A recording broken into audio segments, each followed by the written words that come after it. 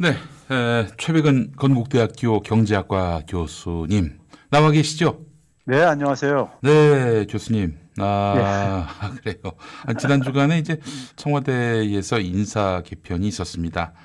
예, 어, 그 전주에도 그랬죠. 정책실장 자리라든지 경제수석, 또 그 이전엔 경제수석 자리 다 관료 출신들입니다. 예. 이번에 또 보니까 일부 장관들도 또 다는 아니고 이제 일부 기재부 출신들 뭐 사실 중용됐어요.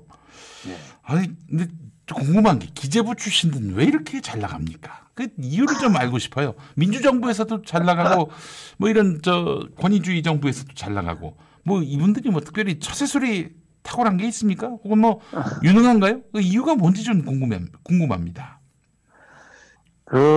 저는, 제가 뭘 방송에서 깊숙한 얘기는 하긴 좀 한데요. 음, 아무래도 인사는요, 제가 알기는요, 음, 어쨌든 간에 그래도 정권을 만드는데 관여했었던 분들이 음, 이 개입은 하고 있다고 봐요, 저는요. 개입을 음, 하고 있는 걸로 알고 있고. 그런데 그분들이 두 가지 중에 하나인데, 하나는, 실력이 없어서, 음, 관료들한테 설득당해서 관료들을 중용할 가능성이 하나가 있고요. 네. 좋게 보면 이제 그런 얘기해서 그게 좋게 보는 겁니까? 예. 굉장히 모멸적으로 보는 것 같은데, 예. 음. 나쁘게 보면은 이제 같이 귀족화 관료화된 거죠. 예. 아, 차라리 후자였으면 좋겠습니다. 예. 전자면 너무 슬플 것 같아요. 그러다 보니까 자신들이 마치 그러니까는 음, 음, 오래전부터 그런 이제 이 소위 말해서 권력을 누려왔던 것처럼 착각 속에 빠져 있는 것 같아요. 아이고, 근데 사실은 음, 노무현 정부 말기에 네, 그렇게 그 기재부 관료들을 대거 중용해서 개혁은 멈추고 또 부동산 정책은 거꾸로 가고 그렇게 해서 국민들에게 신망을 잃고 결국 MB한테 정권을 넘겨주는 그런 참혹한 사태로 이어지지 않았습니까? 그렇죠. 지금도 보면은 에, 그런 흐름이라고 봐야 되겠죠? 저는 이게 이제 문제가 뭐냐면요. 네네. 그렇게 되는 이유가 네. 이제 그러니까 대통령 혼자서 다 하는 건 아니란 말이에요. 그렇죠. 예. 하는 거 아닌데 물론 이제 최종적인 책임은 대통령한테 물을 수가 있겠지만은 네네네. 대통령을 보좌하시는 분들이 음, 그러니까 이제 소위 말해서 이제 어공들이죠. 예, 음, 어공들이 늘공이 아니라 어공들이 음, 대통령과 함께 이제 그러니까 어쨌든 간에 음, 청와대 들어갔거나 아니면 정부에 네. 들어가신 분들이 그러니까 소위 말해서 어 제가 앞에서 표현한 걸로 반복한다면 귀족화된 거예요. 귀족화됐다. 예, 귀족화된 결과입니다. 아이고, 참. 그것도 결국 이제 기재부 관료들이 구워 삶은 게 아닌가 이런 생각이 듭니다. 그렇죠. 근데 음, 이제 본인이 같이 동화가 되는 거죠. 동화가 되는 것이다. 예, 예. 그렇게 되면은 또 관료들도 스무스하게 또 장악할 수 있고 그래서 뭐 계속 개혁성을 유지했다간 왕따 당할 것 같고 그래서 또 거기에 동화된 측면이 있다. 아이고 참 예, 씁쓸합니다. 예. 자, 그 교수님 오늘 예, 그 선별지급 효과에 대해서 얘기해 주신다고 저희가 예, 앞서서 예고했습니다. 예.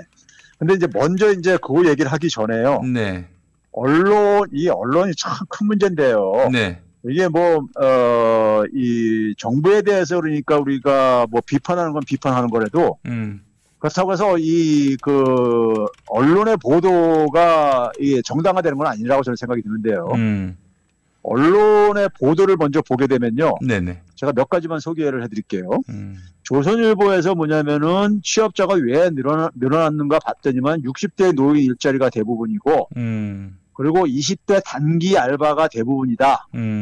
이렇게 대목을 타이틀을 걸었어요. 네, 네, 네, 그리고 중앙일보에서도 뭐냐면은 일자리 감소 13개월 만에 끝 해서 물음표 해놓고 노인 취업 빼면 마이너스다.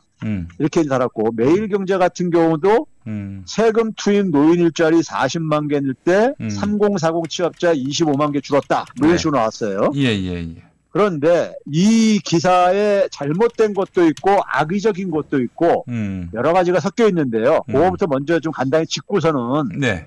그 다음에 좀 이제 평가를 좀 해야 될 것 같은데요. 네. 시청자들을 위해서 그러니까 청취자들을 위해 가지고 언론 보도에 잘못된 것도 좀 지적을 해줘야 되기 때문에요. 네. 전체 취업자가 이제 31만 4천 개가 증가를 했어요. 지난해 1년 전에 비해서요. 네. 증가를 했는데 뭐 이것도 이제 그러니까 뭐 기저 효과다. 그러니까 뭐 지난해 그러니까 이제 3월 달부터 그 코로나 재난이 본격화되다 보니까 취업자가 지난해 그 3월 달에 이제 그 전에 그러니까 2019년 이제 그러니까는 그 3월에 비해 가지고 이제 한 뭐 19만 6천 개가 줄어들었단 말이에요. 네. 한 20만 개 가까이 가요. 네. 그러니까 그게 줄어들었다 보니까는 올해는 증가한 거다 이렇게 얘기를 하는데 근데 그 2019년 수준보다도 한 12만 개가 증가를 했습니다. 코로나 재난 이전보다도 그러다 보니까 기저 효과만은 아니다. 네. 그런 점에서 이제 그러니까는 좀 위험한 고비는 지금 넘어가고 있다. 그리고 하나 얘기를 하고 싶고요. 네. 두 번째는 뭐냐면은 우리나라 고령화가 지금 굉장히 심각합니다. 네네. 뭐 잘들 아시겠지만은 지난 1년 동안에 우리나라 지금 인구 구조를 보게 되면요, 60세 이상만 인구가 증가하고요. 네. 60세 밑은 다 감소하고 있습니다. 네, 지난해까지만 하더라도 50대는 증가하고 있었어요. 네. 근데 50대도 감소로 바뀌었습니다. 아, 이거 참 진짜 50대마저도 감소로 예. 그래서 59세부터 15세까지가 지난 1년 동안에 한 37만 명이 감소했어요. 그러니까 60세 이상은 한 66만 4천 명이 증가했고요. 그러니까 이제 완전히 이제 이 노인 왕국으로 생각하는 저희 같은데. 아하. 그러다 보니까 그러면 60세 이상이 66만 명이 이상이 증가하고 50대 미만이 이하가 37만 명이 감소했으면은 인구가 증가하는 연령층에서 취업자가 증가할 수밖에 없어요. 네. 인구가 감소하는 데서는 취업자도 감소할 수밖에 없어요. 기본적으로요. 그렇잖아요. 네네. 예. 그러니까 그러다 보니까는 그리고 그다음에 60세 이상들도 일자리는 필요한 거잖아요. 네네. 지금 뭐 기초연금만 가지고 살 수는 없는 거니까요. 네. 그렇죠? 네. 그런 점에서 60세 이상 취업자를 이제 이렇게 부각시키는 거는 되게 뭐냐면 이게 공공 일자리 아니겠냐, 정부가 만든 이런 프레임이거든요. 이런 프레임인데 이게 코로나 재난 이전에도요. 60세 이상 일자리 증가한 것 중에서 한 4분의 1만 정부가 만든 일자리고요. 네. 나머지 한 75% 이상은 민간 노동시장에서 발생한 일자리예요. 네. 그러니까 60세 이상들도 적극적으로 그러니까 민간 부문에서 일자리 찾으려고 노력을 하고 있다. 이러는 거는 이제 그러니까 그 왜곡시키고 다 정부가 만든 이제 그러니까 단기 이런 공공 일자리다 이렇게 이제 그 프레임을 짜는 거죠. 네. 세금 걷어가지고 하고 앉아 있는 거다 이렇게 네. 하는 거고요. 근데 이번에도 보게 되면은 한 50%만 그러니까 넓게 아무리 크게 보더라도 공공 부문 일자리고요. 나머지 절반은 민간에서 만들어졌다. 네. 예, 그걸 얘기를 드리고 싶고요. 그 다음에 이제 20대 일자리가 단기 알바가 대부분이다 그랬는데요. 네. 그렇지 않습니다. 우리가 이제 대개 이제 뭐냐면 단기 알바 관련해서 보게 되면은 그와 비슷한 하나의 지표가 뭐가 있냐면은 본인이 지금 이제 그러니까는 일자리가 그 고용 시간이 너무 짧다 이거예요. 네네. 더 일을 하고 싶은데. 예. 그러니까 이제 우리가 이 코로나 재난 상황 속에서 뭐 이 고용주가 그러니까는 이 근로 시간을 줄일 수가 있단 말이에요. 인건비를 줄이기 위해서요. 예. 그렇죠? 그런 사람들을 시간 관련 추가 취업 가능자라고 이렇게 분류를 해요. 네. 그러니까 난 좀 더 일하고 싶은데 일을 할 기회만 있으면 더 일하고 싶다. 이런데 20대 같은 경우 이 부분이 한 9,600명이 오히려 줄어들었어요.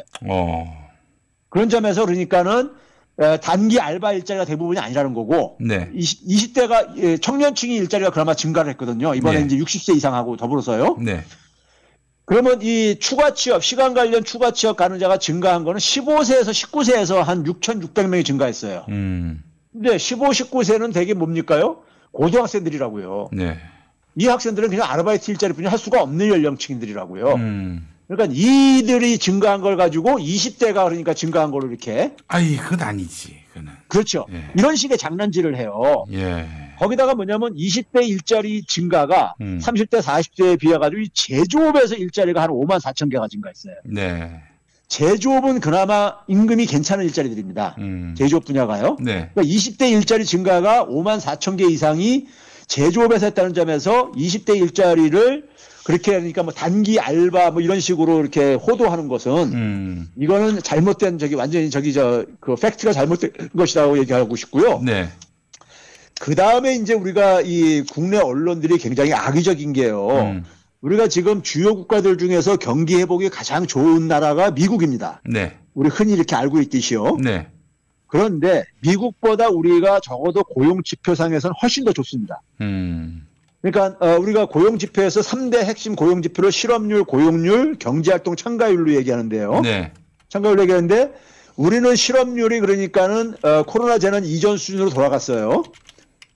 근데 미국은 뭐냐면 2년 전부터 계속 더 지금 지난해보다 더 악화가 됐어요. 네. 지난해 4.4%인데 6.0%까지 더 올라갔어요. 실업률이요. 고용률도 우리는 지난해보다 조금 그래도 개선됐습니다. 59.5%에서 59.8%로요. 네. 그런데 미국은 59.9에서 57.8%로 줄어들었어요. 네. 그러니까 미국이 실업률, 고용률 다 우리보다 안 좋고요.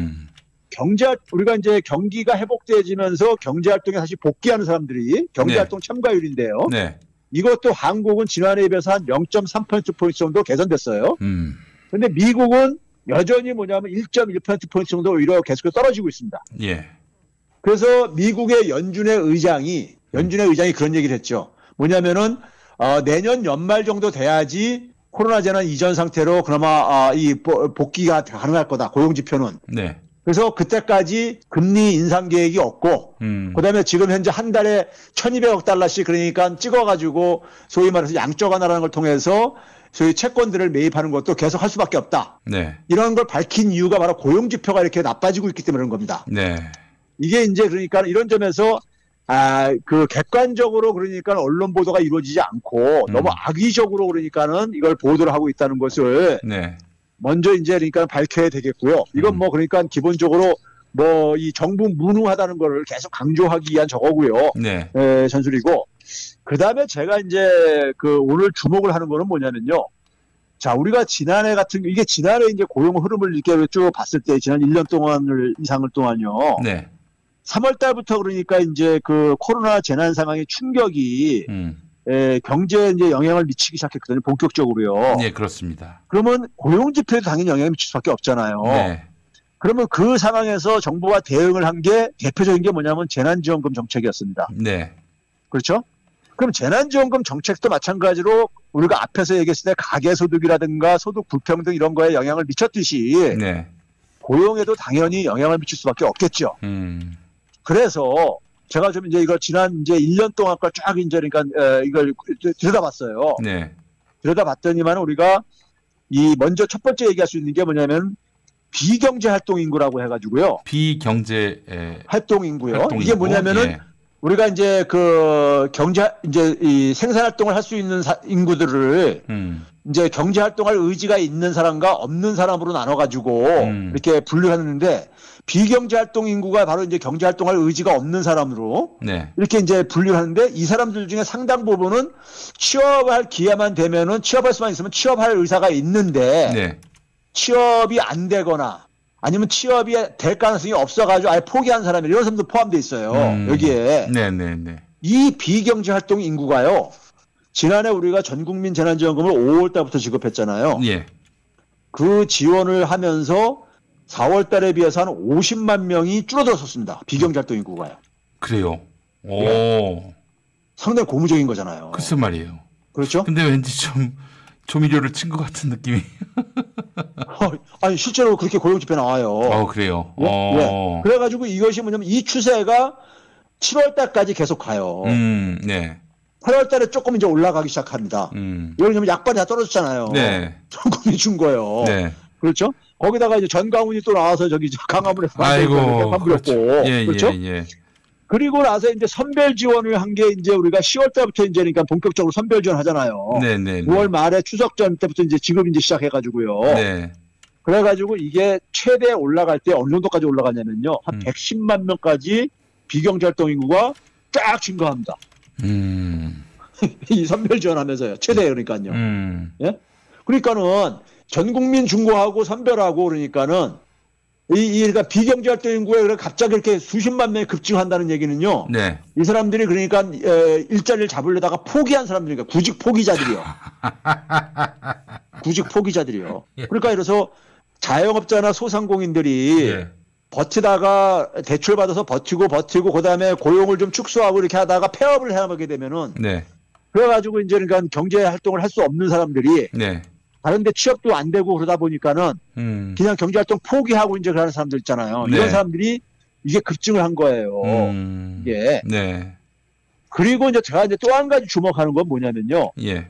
우리가 이제 실업률 지표가 피부에 와닿지가 않아요. 4.3%라고 하는데 그게 이제 우리가 인구수 실업자 이 절대 인구수로 보게 되면은요. 네. 한 121만 명뿐이 정도밖에 안 됩니다. 네. 그런데 이게 피부에 와닿지가 않아요. 일반 국민들이 볼 때는요. 그래서 우리가 이 사실상 실업자라고 해가지고 네. 뭐냐면 이제 그러니까 아까 얘기했듯이 비경제 활동 인구에 포함됐는데 자기가 취업할 기회가 되면 취업할 의사가 있는 사람들 이런 사람들을 가지고 잠재 실업자라고 우리가 얘기를 합니다. 네. 잠재적인 실업자예요, 그러니까요. 네. 그러니까 사실상 실업자다 이거죠, 이 사람들도 그러니까요. 실업자로 네네. 공식적으로 분류는 안 되고 있지만은 사실상 잠재적인 실업자라 이거죠. 네. 그다음에 뭐냐면은 취업은 하고 있는데 노동 시간이 너무 적은 거예요. 자기는 그러니까 일주일에 한 40시간 이상 일하고 싶은데 네네네. 한 18시간뿐이 안 된다든가 20시간뿐이 안 된다든가 네. 그 이상 일을 할 수가 없는 상황. 이런 사람들을 가지고 시간 관련 추가 취업 가능자라고 해요. 네네. 이걸 이제 부분 실업자라고 우리가 흔히 부릅니다. 네. 그러면 이런 사람들까지 포함을 시켜가지고 우리가 공식적인 실업자다 포함을 시켜가지고 이걸 사실상 실업자라고 불러요. 네. 근데 이것까지 합치게 되면 어느 정도가 되냐면 432만 명이 됩니다. 네. 그러니까 한 300만 명, 그러니까 10만 명 이상 정도가 차이가 나는 거예요. 이게 적지 않은 거죠. 300만 명 이상이 차이 난다는 얘기는요. 그렇죠? 예. 이게 그러니까 국민들이 피부로 느끼는 실업자들인 거예요. 아니 그러면 이게 뭐 통계 조작이라고 봐야 되는 거 아닙니까? 실상은. 근데 이게 이제 어쨌든 간에 OECD가 이런 식으로 해놓다 보니까는 예. 이렇게 이제 우리도 따르는 부분이 있는데 근데 이제 문제는 제가 이제 주목을 하는 거는 뭐냐면요. 이게 이제 그러니까 이 부분이 한 58만 명이 그러니까는 이런 이제 그 공식적인 실업에 잡히지 않는 사람이 그 코로나 재난 이전에 비해서 확 증가를 했어요. 58만 명 정도가요. 근데 이 중에 특히 대다수가 누구냐면요. 네. 시간 관련 추가 취업 희망자예요. 그러니까 뭐냐면은 자기가 더 일하고 싶은데 일을 할 수가 없는 일을 더 할 기회가 없어가지고 못하는 사람이요. 네네. 못하는 사람인데 이 사람들이 뭐와 관련되냐면요. 아까 얘기했듯이 자영업자들이요. 자영업을 하시는 분들은 아마 제 말에 그러니까 소위 말해서 수긍이 갈 텐데 처음에 그러니까 자영업이라고 해서 다 자영업들 같은 경우 보면 돈 다 뭐 많이 버는 큰 업종도 그러지만은 업종 성격상 그러니까 고용을 할 수밖에 없는 업종들도 많아요. 네. 그러니까 이 문을 여는 한에 있어서는 그러니까는 사람을 쓸 수밖에 없는 업종들이 꽤 많다 이거예요. 네. 그런데 이분들이 코로나 재난으로 사회적 거리두기라든가 아니면 영업 제한 이렇게 하면서 매출이 감소하다 보니까는 이 사람들을 그러니까 이 유진을 하는데 인건비를 좀 줄여야 되잖아요. 네네. 그러니까 뭐냐면은 장사가 되는 시간만 좀 제한적으로 좀 이제 그러니까는 좀 일을 하라고. 그러니까 그 이전에는 그러니까 하루 종일 예를 들어서 9시부터 5시까지라도 이렇게 뭐 8시간 일을 했던 사람한테 이제부터는 4시간만 일하자. 예? 이렇게 할 수가 있잖아요. 그렇죠. 그런 사람들이 37만 3천 명이나 증가했습니다. 노동자들의 그 현재 현실 그리고 고용 기대 이것과는 완전히 무관한 방향으로 철저히 사용자 중심의 그런 고용 구조만이 통계에 잡히는 셈이군요. 그래서 제가 이거를 이제 그러니까는 이 재난지원금 지원과 제가 비교를 해봤어요. 네. 비교를 했다면 전 국민 줬을 때는 전 국민 줬을 때는 이 부분이 그러니까는 한 20만 명이 그러니까는 5월 달부터 좀 줄어들었었어요. 제가 말한 이 소위 말해서 사실상 실업자에 포함시킨 부분이요. 네네. 그러다가 이것도 7월 달까지는 안정적으로 50만 명대 이렇게 유지하다가 네. 8월 달부터 조금 이제 오르기 시작해요. 약발 떨어지면서부터요. 네. 그러다가 이제 선별 지원을 한 이제 10월 달부터 이게 이제 다시 증가하기 시작해가지고 네.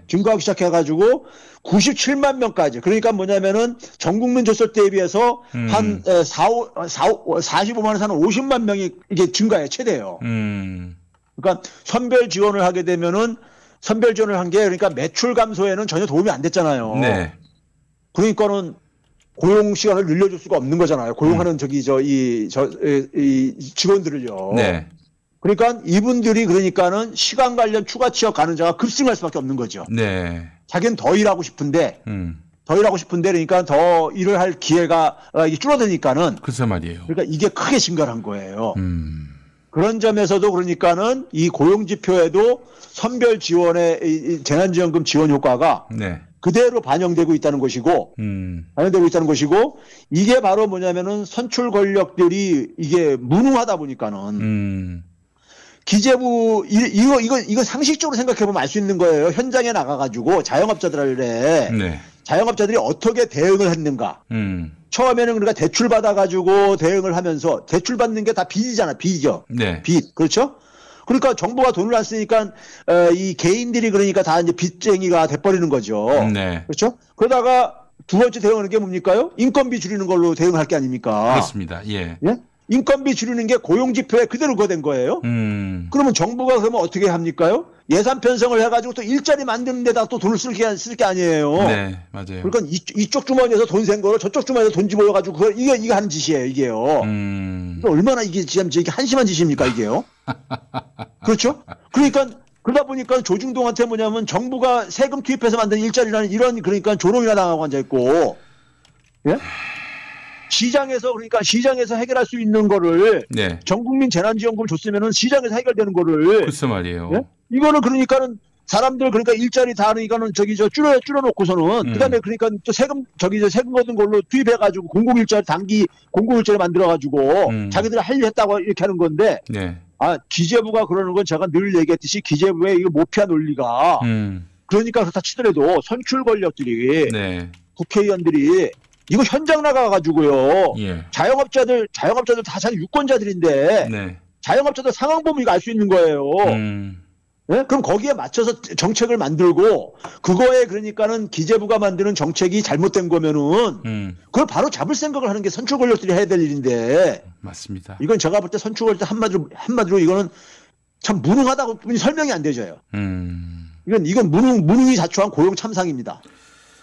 근데 이거를 우리 최백은 교수님이나 그렇게 생각하시지 우리 대통령께서는 그렇게 생각을 안 하시는 것 같아서 참 결국 이 사람들을 내쫓고 국정 기조를 바꿀 수 있는 판단은 대통령만 하실 수 있는 건데 뭐 그렇습니다. 예. 물론 대통령께서요. 네. 대통령께서 그러니까는 그러니까 고용 지표를 이렇게 본인이 분석을 하고 이런 건 못하죠. 네네네. 그걸 기대하는 게 아닙니다. 네. 그런데 예. 적어도 그러니까는 모피아 문제는 어제 오늘 얘기가 아니고요. 네. 개혁 정권 말 때마다 그러니까 우리가 무능 프레임에 그러니까는 뒤집어 씌워져 가지고 결국 권력 뺏기고 정권 뺏기고 한 게 네. 이게 어제 오늘 얘기가 아니잖아요. 무슨 말이에요. 노무현 정부 때 아주 뼈아프게 우리가 경험했던 바 아니겠습니까? 그 정도는 그러니까는 적어도 그러니까는 경제 지표를 못 읽어도 그 정도는 우리가 그거 알고 있는 거잖아요. 네. 그러면 그걸 가지고 그러니까 그러면 선출 권력이 그러면 관료들을 어떻게 다뤄야 되겠다는 것에 대한 기본적인 건 있어야 되는 거 아닙니까요? 네. 근데 관료들이 그러니까 아무리 달달한 얘기 한다고 해가지고 거기에 다 의존을 하게 되면은 네. 그러면 과거 정권은 그러면 과거에 그러니까 노무현 정권 때 권력 그렇게 다 당하고서는 한 거는 그거는 그러면 그때 관료들은 아주 그냥 사악해서 그런 거고 지금 관료들은 착한 관료들입니까? 예?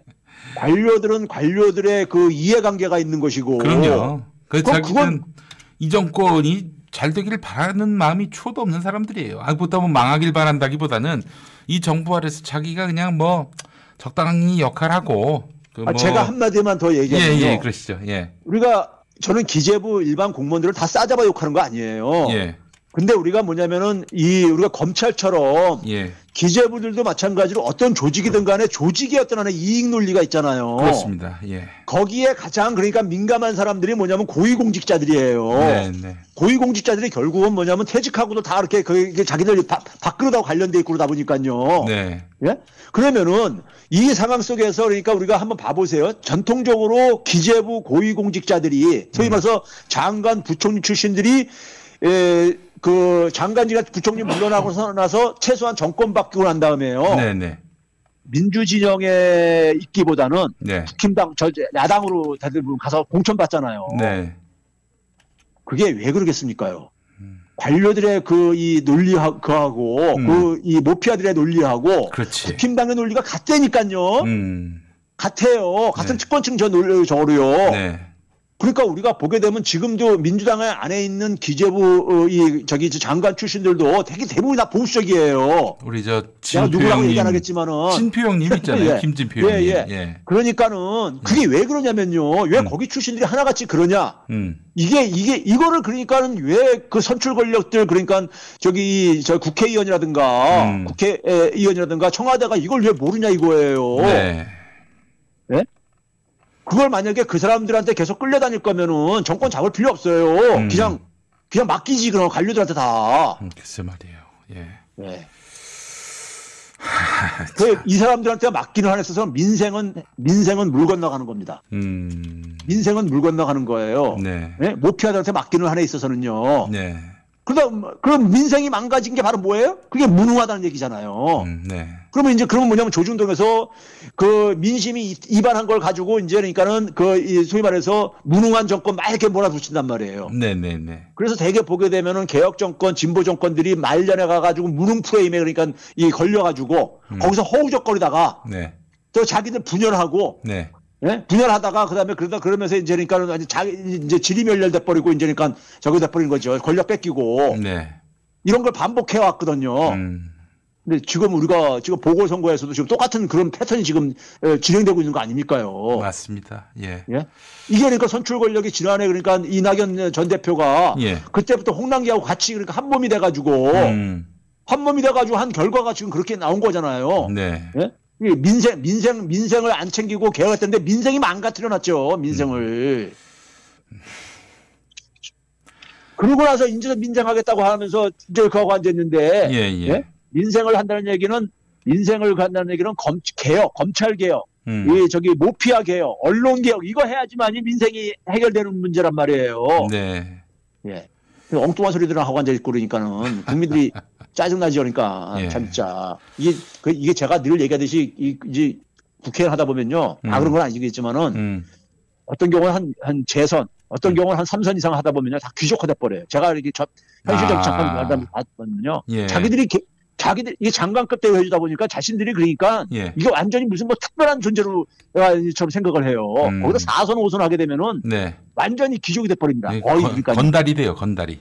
예. 되면은. 네. 그래가지고 그냥 자기는 특별한 존재로 처음에 정치할 때 그 초심이란 건 다 없어져 버리고. 네.